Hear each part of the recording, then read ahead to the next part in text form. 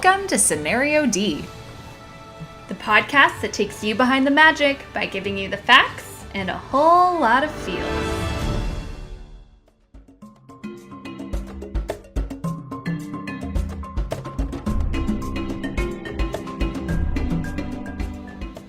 I'm Kirbs. And I'm Lish. And this week, we are finally starting the season that Lish has been dying to record since we started this whole thing. All things animals. I can't wait to talk about The Lion King for as long as you will let me, Kirbs. Are there any other animal movies you're actually excited about? You'll have to wait for my rankings to find out. Ugh, give me strength.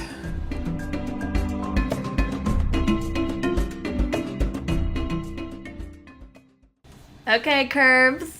I'm so excited! It's Animals time! Season 4. I've waited over 2 years? Is that how long? Yeah, like literally years for this. So long. There were moments where I'm like, I think at one point I made you like pinky swear that we would make it to this season, because I'm like, if we're not gonna do this one until like number 4, I need like a Kirbs guarantee that we're gonna get there. Like no quitsies before. Yeah.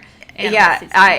I actually was listening to our hero rankings this morning just to get myself in the zone for what we were going to chat about today, and that was part of that conversation. You were we discussed how originally you wanted to sneak Simba in as a hero, and I was like, absolutely not. This is a no. Right. No. I forgot about that. Sorry, it's an animal acting as an animal. That's not a hero. I'm sorry. And then you were like, okay, as long as we actually get to talk about Lion King, you're locked in until we do that season. And I was like, great. And then you got concerned when we did the Disney adult season. You're like, now we're pushing us out even further. Yes. And I was like, you just need to trust. I am mainly concerned that when we get to that episode, that you're not going to be able to keep it to a tight 60 to 80 minutes. Like, our listeners are not out here looking for 3 hours. If I had my Cinderella rant cut down, from what it was, you basically remove that from the episode, I should not have to sit through 8 hours of Lion King So we'll see how that recording goes, but maybe we'll have to get you to edit that episode just because, like, I can't be trusted. Or, like, you know, we'll have to get someone external just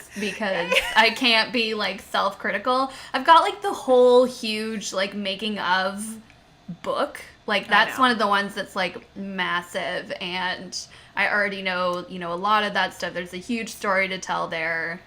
I can't wait. I'm going to remind you, though, that I had the big book about Hunchback of Notre Dame. You did. You were like, keep it tight, Kirbs. So I'm just going to say same thing to you. But you know what?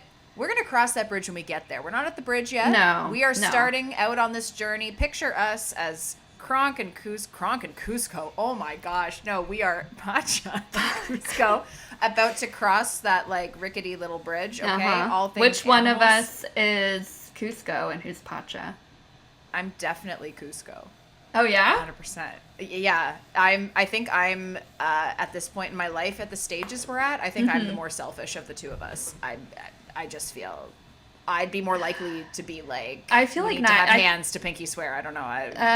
Yeah, I feel like neither of us is we're both Cusco in this We're scenario. both Cusco and we're both Pacha in weird ways. Neither of us would wear a poncho or that silly hat, which really throws me off. Yeah. Okay, let's change it then. Kronk and Yzma, who's who? Ooh, that's good. I feel like I don't know. I feel like I'm Yzma in that scenario. I think you are. Yeah, I'm definitely Kronk. I'm not upset about that whatsoever. I would be the one talking to myself before making a major decision. Well, it's like, Kronk, this is kind of important. Like that. That's how that would go. Yeah. Yes. We're getting really off topic here. We are. I think I'm just trying to put off what we're here to do today. Today, friends, family, listeners of Scenario D, we are here to rank the animal movies that we are including in this season, because y'all are going to come at me and be like, where's Home on the Range? Where's Chicken Run? Chicken Run? That's DreamWorks. I don't even know what's happening. Clearly, Chicken I'm not Little, engaged with this. right? Yeah, Chicken Little's the movie. The Little Chicken. Yeah. Yeah. So, like, Chicken Little, Home on the Range, those types of movies deserve their own corner of a deep, dark basement that no one ever pulls out. So we're not including them here today. Instead, we have 13 films created by Disney Animation Studios from the time the studio started up until now, which are centered around animals. Now, when I say centered around animals, I want to clarify that what we mean is that these are animals acting as animals, or being recognized as animals within the environment they are in. For example, a film like The Great Mouse Detective has humans, which acknowledges that Basil is in fact a mouse, as opposed to Robin Hood, which was animals acting as if humans don't exist. So just to clarify, in case somebody wants to get upset about it, that's how we made this decision. Yeah. Okay? We also prioritize films that have a theatrical release. There is a sneaky one in here that you might go, why is this in here? It's because it got its own theatrical release. Lish knows what I'm talking about. You will all Why did it get a theatrical release? We're not sure, but it did. So yeah. So here we are. So you know what? The best way to get started is to get started. So shall we? We'll start at the bottom, work our way up. That seems to work for us. Right? Yes, absolutely. Gotta build up. Actually, before we quite start, where I want to hear, I'm not going to respond to your answer. Where do you think Lion King is on my list? Oh, I would say, I think like lower middle. So I think it's probably somewhere like 7 to 9. That would be my guess. Okay. Yeah, but we'll see. We're going to find out. Yeah. I'm going to guess we have the same last I'm going to guess we don't. I know. Really? Okay. Yeah. If Lion King is last.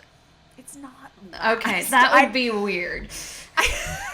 I'm not completely deranged. Okay. Like, I'm not, like, my disinterest in talking about The Lion King at any opportunity doesn't mean I don't think it's a great film. I feel like I need to say that again. But anyway, you tell me what your last place is, and then I will contradict that with what my last place is. Okay, that's fair.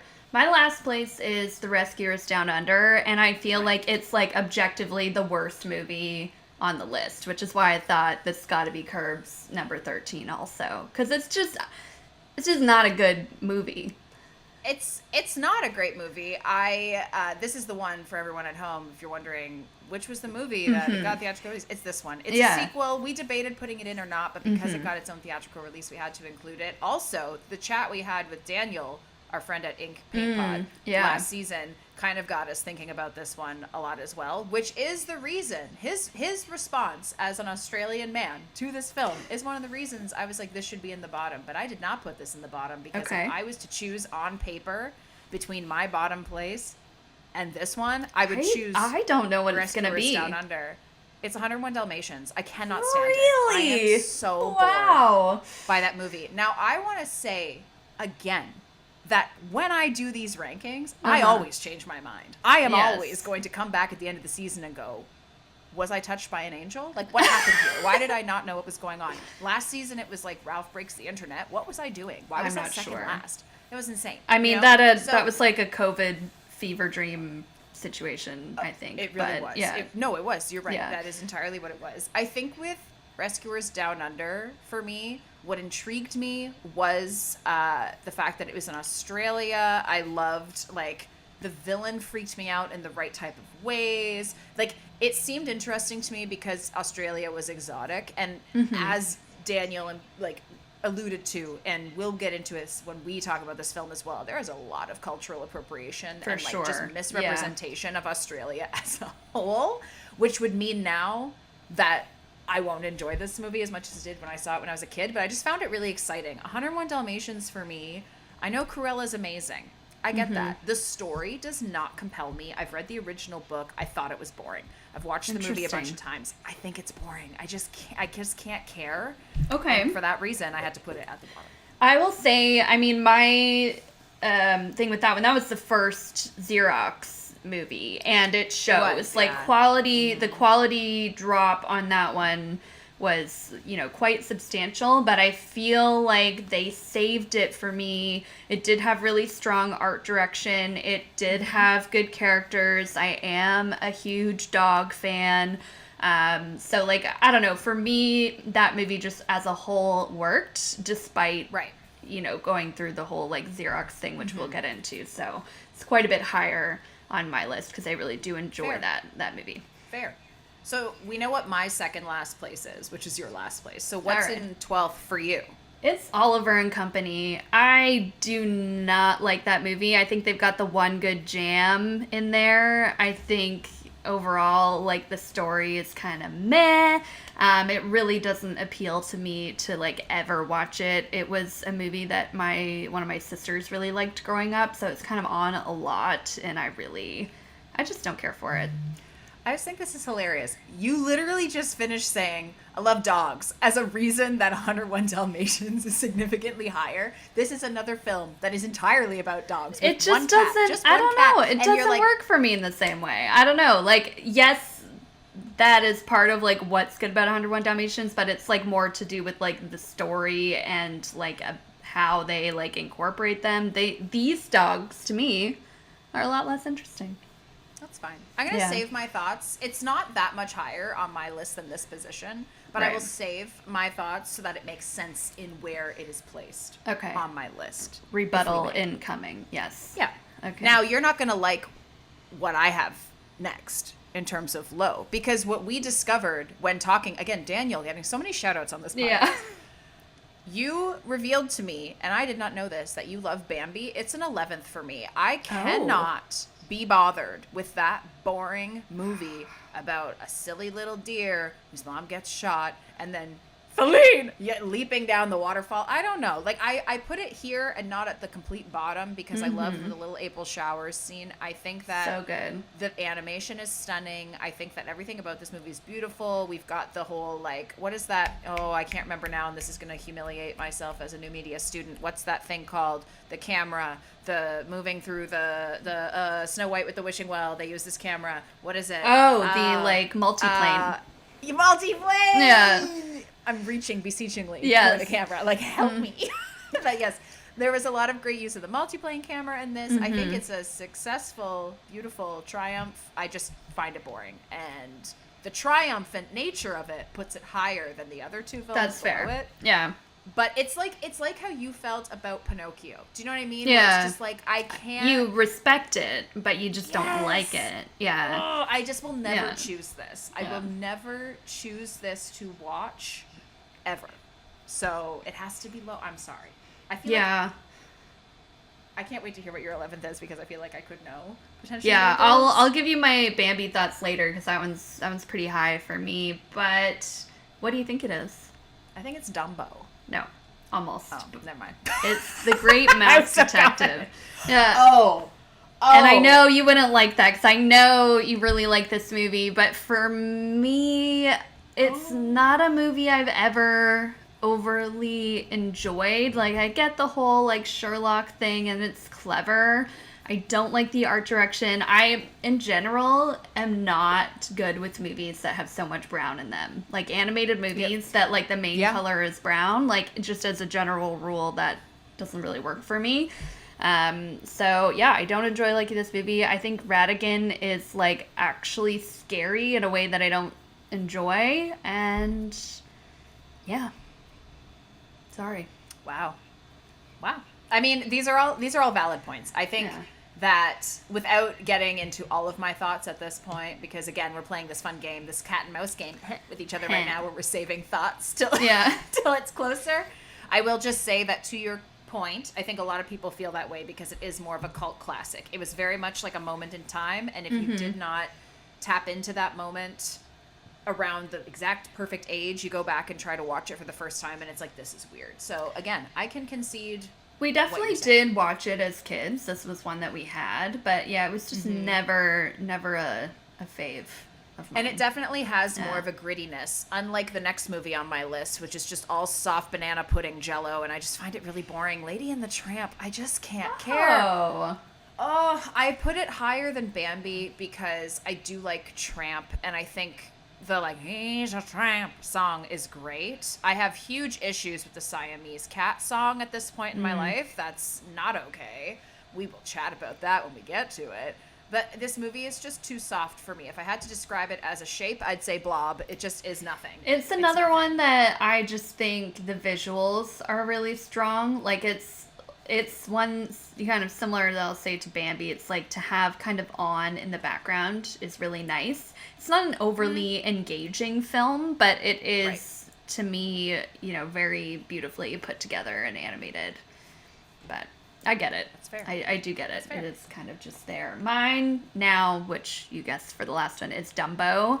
Okay. Again, I have a lot of respect for this movie and the people that made it, and, very, very early on in the Disney days. However, something about it I just don't like. It's like there's movies that are sad that like I don't know that resonate with me and I really like enjoy them, and there's movies that are sad that like make me feel, I don't know, like a certain level of discomfort that I don't like. And this one just makes me sad in like a bad way. You know what? Hunchback of Notre Dame is that way for people. That scene with Kwasi and all the vegetables, I think, it tips into that territory that you're talking about, where it's almost so heart-wrenchingly upsetting that you're like, I'm uncomfortable watching this because I thought the agreement here was that this was going to be an animated film that I could just like sit back and enjoy it. And I think that's one of the reasons that I actually have it. It's an 8th for me, so only 2 spots higher.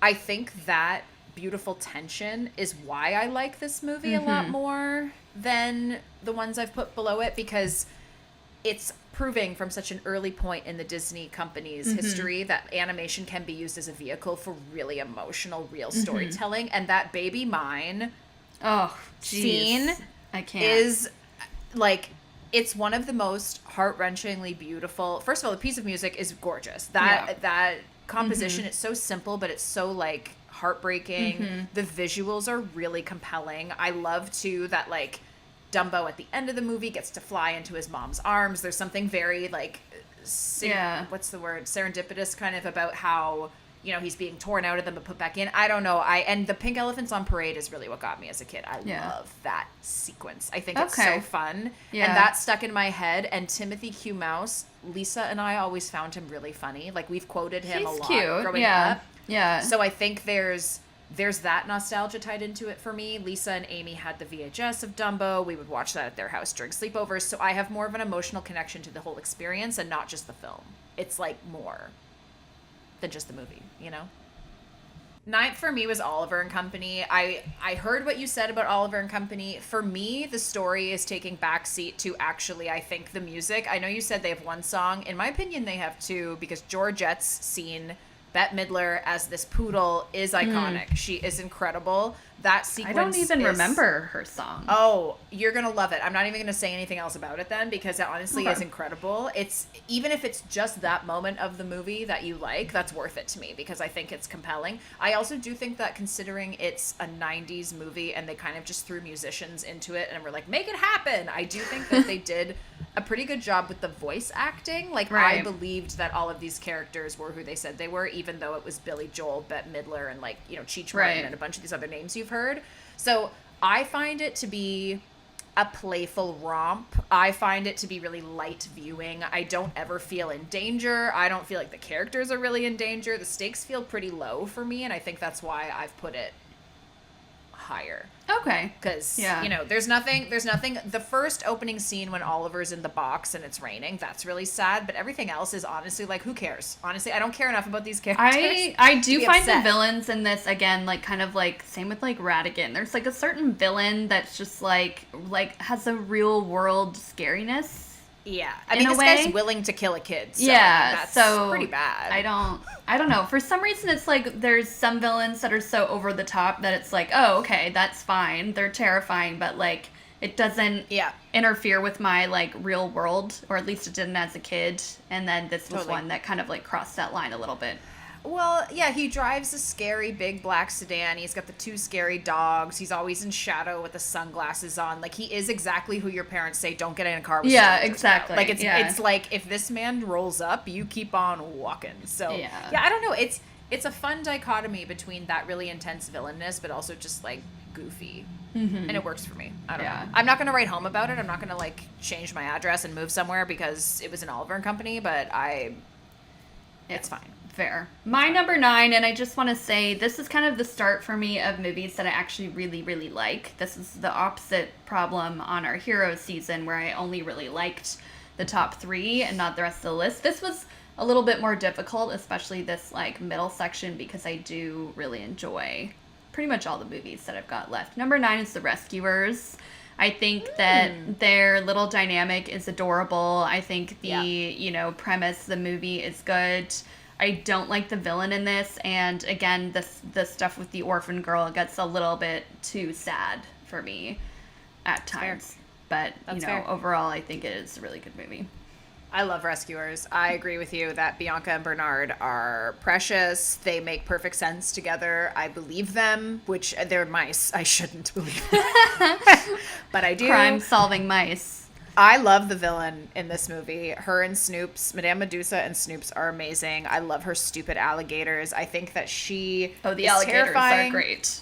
Yeah, she's terrifying, but there's enough like slapstick in here because this is around the same era as Robin Hood and those other movies where you're like, they're just hitting each other and running into walls forever. That works for me. So her constantly hitting Snoops with her cane, the alligators running into an elevator together. I enjoy that sort of silliness. So I agree. It's really sad at times. They really leaned into like suffering children here with some of these animal movies. And I guess animals are, you know, emotional support companions and all that type of thing. So maybe that's part of it. What's your number 8? It's Dumbo. Okay. Full stop. Yeah. It's Dumbo. Yeah. We haven't talked about this one yet. It's The Fox and the Hound. I think this is a really lovely movie. I think it's really simply told, which I really like, and it's saying a lot with a very simple story that's about friendship and love, and I think that's really great. It's just not as entertaining as the other ones that are higher on the list for me. I feel like I must have watched these movies as a kid purely looking for the entertaining parts, because when I think of Fox and the Hound, I remember laughing a lot through it. So really? The little, like, sparrow or that golden bird with the woodpecker and Big Mama, the caterpillar, I'm howling. I'm splitting my gut. I'm, like, holding my sides and being like, this is hilarious. Now, this is another movie that Amy, Lisa, and I watched a lot in sleepovers. So I have many other associations with Fox and the Hound, but I really, really enjoy it. It is a few steps higher. It's number 5 for me on the list. And I love... I think I must have had some modicum of emotional intelligence as a child already that I understood inherently without having to have it explained to me in any way, shape, or form why at the end of the movie they're not friends. Like how they didn't become friends again at the end. It didn't bother me because I was like, that's how it should be. It bothered me for sure. Oh, it never bothered me. It's like I understood. It made me sad, but it was like, I get it. Sometimes you just can't stay that close with people, and maybe it's also now as an adult I've had many very close friendships that have been for a time, so this feels like it's sad, but also like it's just what happens. It's the circle of life when it comes to relationships. Fox and the Hound is a special one. It cracks the top 5 for me, so I hear what you're saying and think it's valid. I'm not mad about your response. And I still like it as a movie. I just like the other ones above it more. You're not gonna like my 7th spot. Did we get to the Lion King? Because then no. Oh, wow. So it's higher than I thought. It's Jungle Book then.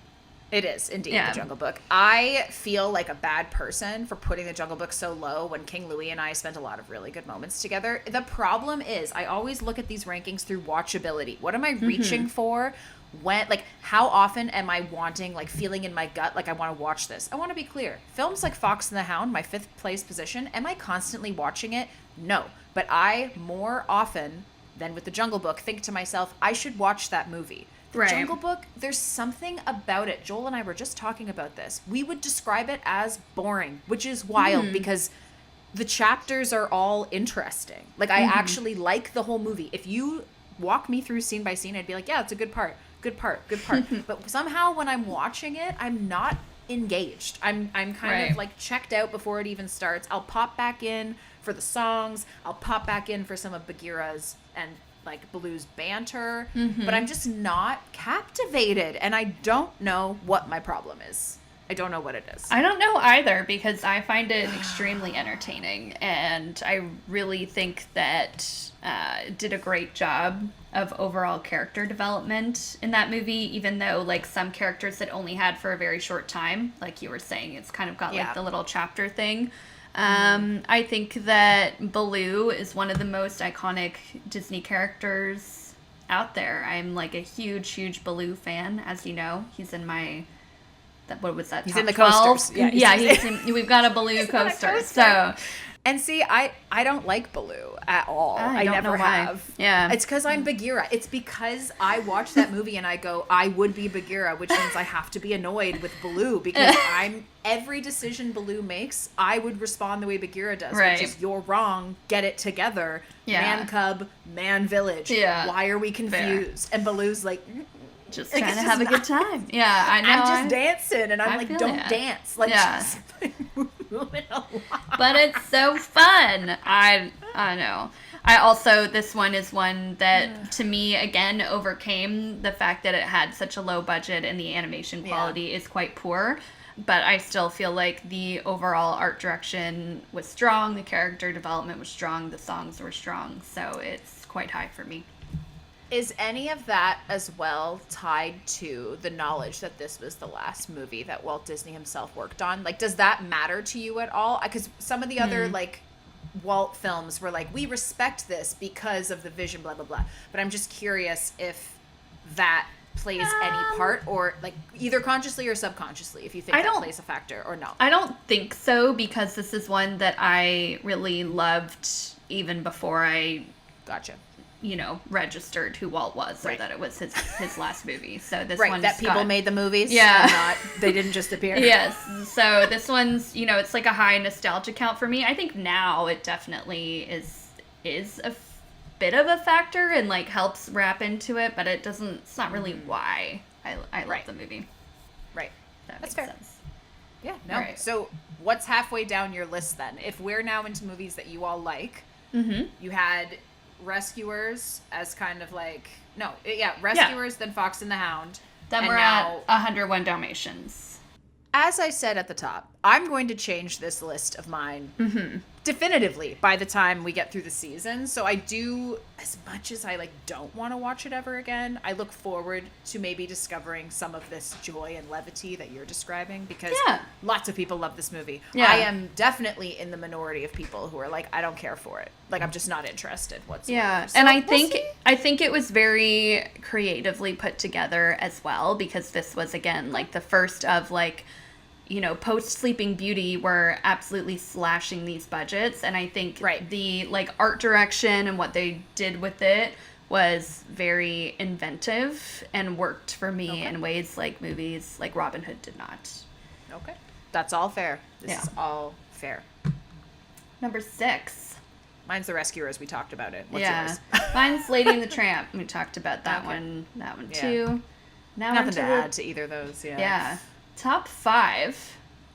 We've got some movies we haven't talked about yet. It's true. And I mean, my 5 is The Fox and the Hound. We already talked about it. And The Lion King has still not come up as a side note for anyone playing along at home. I am surprised. If it's number 1, what a plot twist that would be. I'm going to spoil it and say secretly, it's not secretly number 1. Kirbs' favorite movie. She's been holding on to that the whole time. But if it was number 1, you'd know it's because I just don't really love any of these, I guess. Because I've taken a pretty firm stance on saying it's a good film, but it's not the best. Yeah, so that's fair. Would be a shock. My number 5 is The Aristocats. I think this movie is really funny. It's really well done. It's not one that I go to put on often, but every time I watch it, I'm like, oh, that's actually really funny, and I enjoy it. Preach. So Preach. Yeah. It's my 4th spot, and it's for the same reasons. The Aristocats is kind of like the Cinderella of the animal movies for me, where every time I do actually put it on, I enjoy it from start to finish. Yeah. I like all the characters. I don't care if the animation is janky. I love the 2 dogs. I love the baby by basket. I like O'Malley. I don't mind the kittens. I like Duchess. I like the old lady. I like the old man. I don't even mind the old man Alfred. Is great. What is his name? The old man is great. I don't remember. Is Max? He's like the rah-rah boom da guy, right? Sings that, yeah. Oh, George, yeah. George Rockfort. Yeah. yeah. But yeah, it's just really silly, and again, slapstick stupid. So should not be a surprise that it cracks the top 5. It just makes sense for me, because I'm also a bit of an idiot. So my number 4 is Zootopia. I think this. Why are you looking at me like that? Number 4 is high. Are you mad Only that it's number 4? Yeah, because I really, really like the top 3. They're 3 of my favorite Disney movies. I can't even think. I know what one. Well, I guess I do know what your top You would know three what they is are. then. Yeah. I am genuinely surprised, even though I shouldn't be, but I am. So I think it's it's really great. It's super enjoyable. I'm pretty much always up to watch the movie. Try Everything is like one of the best Disney songs ever. Like, it's on all my playlists. The workout playlist, the walking playlist. Like, it's on all of them. In the car, at home, crying, cleaning, cooking, everything. It's on all of them. It's so good. All right, number 3, Kirbs. What's your number 3? Great Mouse Detective. Oh, okay. So we already chatted a little bit about it. The reasons I love Great Mouse Detective are like all the reasons that you don't necessarily like it. I love how evil Ratigan is. I love how brown, absolutely terrifying his transformation towards the end is. I think that the fight in Big Ben in general is very visually stimulating to look at. I like that everything is like dark, seedy underbelly. There's a lot of different sets. There's a lot of different locations in that movie. I like that Basil. I always found Basil attractive. I don't care that he's a mouse. I don't care. You would. I don't. The character. Okay. I mean, I thought Robin Hood was hot too. So I mean, yeah, and he's an animal. You as just well, really like Sherlock Holmes. It just doesn't matter who is playing him. And that's hilarious that you should say that, because I had that thought today when I was putting my list together, because I loved Basil as a child. Yeah. And I hadn't even seen any other like Sherlock adaptations, but since then, of course, there have been many, and I have enjoyed all of them. So yes, I guess I do just like Sherlock Holmes. Ironically, don't really care for the books. I've read a few of them, and I'm like, these are boring. I'm not into it. But if it's a film adaptation or a film, I'm intrigued. Yeah, no, I like everything about it. I'm engaged the whole time, and to me, it feels smarter than some of the other animal movies, because a lot of these movies, as enjoyable as they might be, the plot doesn't have that many moving pieces. Like, I liked that Great Mouse Detective, you actually kind of have to pay attention to know what's going on, because if you miss, like, who this person is or why they're over here, it's not going to make any sense. And the iconic "smile everyone" after he foils Ratigan's plan with the perfect timing, and they take it's so good. It's so good. And Vincent Price as Ratigan is just, inspired. Chef's kiss. Is your third place Bambi then? It is, yes. Number 3 is okay. Bambi. This movie, I think, is one of the most like beautiful early on films to me. It is not one that I watch a ton. It's definitely one that I'll like kind of like put on here and there. I think that the characters are good, the animation's so good, and it gives me like weirdly the right amount of feelings. It's like the right amount of sad for me. It just hits really perfectly in a way that Dumbo just like went like way too far. I don't know. It just, for some reason. You know what it is? It's sweetly sad. There's sweetness underneath everything, whereas there's like a bitter sadness in Dumbo because of the, like, Bambi, his mother died because it was a hunter. That's a thing that happens in life. Like that, that's just what it means to be a deer. The deer don't know that. Yeah. We as humans are looking at this going like, that makes sense. This is tragic because we know Bambi, know him as a character. But in Dumbo, because you are seeing this like human-esque relationship between the mother and the child, and how that child is being wrenched away and also abused and like all this, like, it's just, there's too many like human qualities to the relationship that it makes it much harder to process. Number 2, Kirbs. It's The Lion King. Number 2 is The Lion King. That's crazy. Number 2. Why is it crazy? No, I don't know. It's just, it's not crazy. Say your thing. Everyone has the, no, it's not everyone. It's just you. Has this idea that when I say that The Lion King is not the best movie I've ever seen, that I must hate it. And it's like, no, objectively, this is an incredible cinematic achievement. Objectively, it's a wonderful movie. Objectively, I enjoy it every time I watch it. There has never been a time I watch Lion King and I don't enjoy it. The thing for me is that I just do not think it is the best Disney movie ever made. It's just not. But of this list of films, yes, it is the one I would choose second to most. Like, it is the one that I have seen the most often, and every time I watch it, I enjoy it. The Zootopia is my number 1. Spoiler.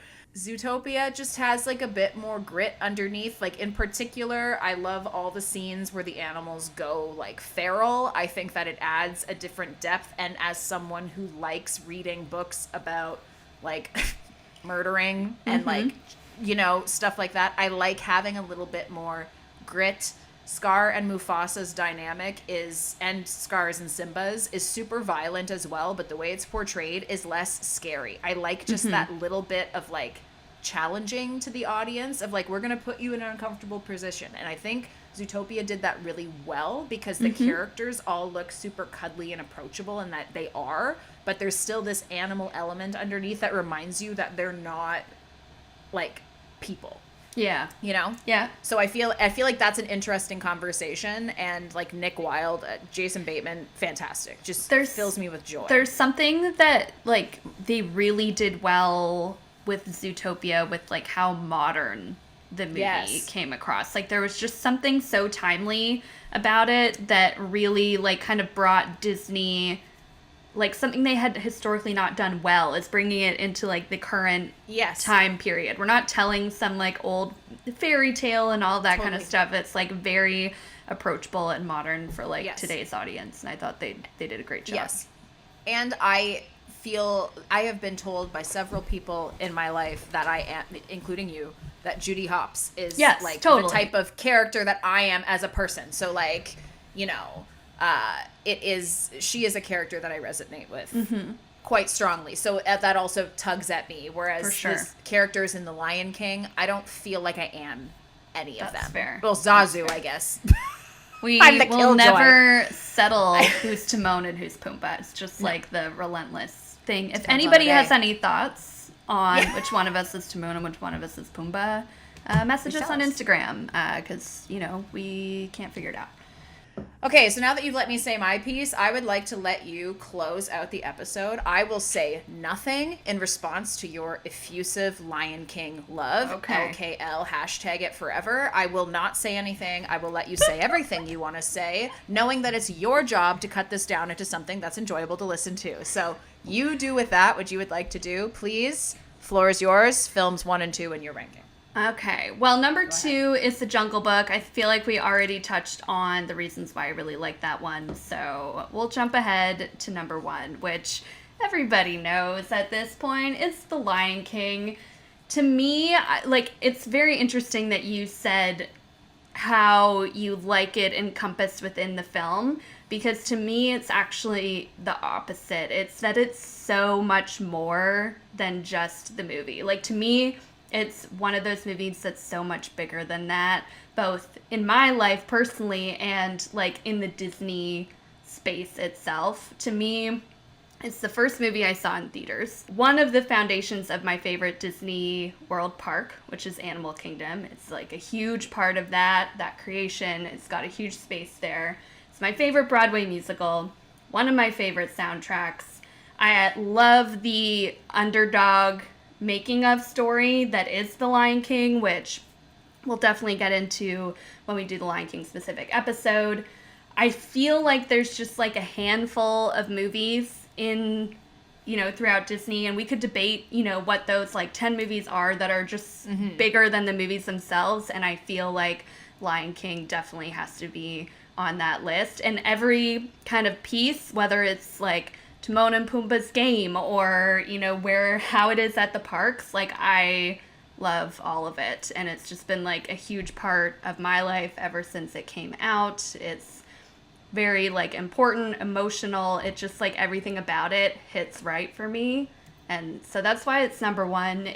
I go back and forth if Lion King or Brave are my favorite, you know, full picture Disney movies, depends on the day, but yeah, that's my blurb, that's my speech, that's why I love it. I think a lot of people my age or our age feel the same way, which is why you get frustrated, because you're like, nah. But, you know, I'm happy that you had it at number 2. That fills me with at least a little bit of joy.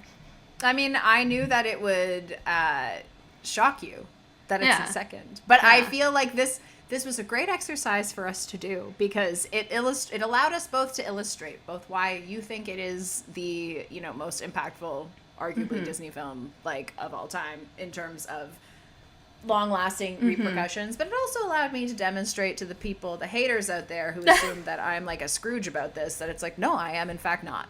No, you like it. The trash movies that belong towards the bottom are towards the bottom. That's how it goes. I'm not so confrontational or like contrarian that I'm going to put an objectively good movie low down. That's fair. But you cannot stop me from putting 101 Dalmatians in the bottom half. It will always be in the bottom half.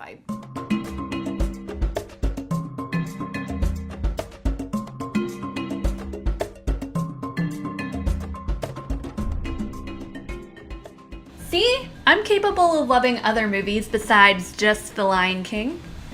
I'm relieved to know this won't be 13 episodes of nothing but lions, because if it was, I might have to pull a Jeffrey Katzenberg and go start my own thing. I just couldn't handle it. Wow, that's both rude and hurtful. But don't worry, we'll give each of these films the love and attention they do or maybe don't deserve. As it should be. And if you're looking for more shenanigans like these, make sure to subscribe to the Scenario D podcast, wherever you love to listen. And better yet, why not rate us? Those stars go a long way. And as always, don't forget to catch us on Instagram at Scenario D Podcast. You're going to love the magic we're making there.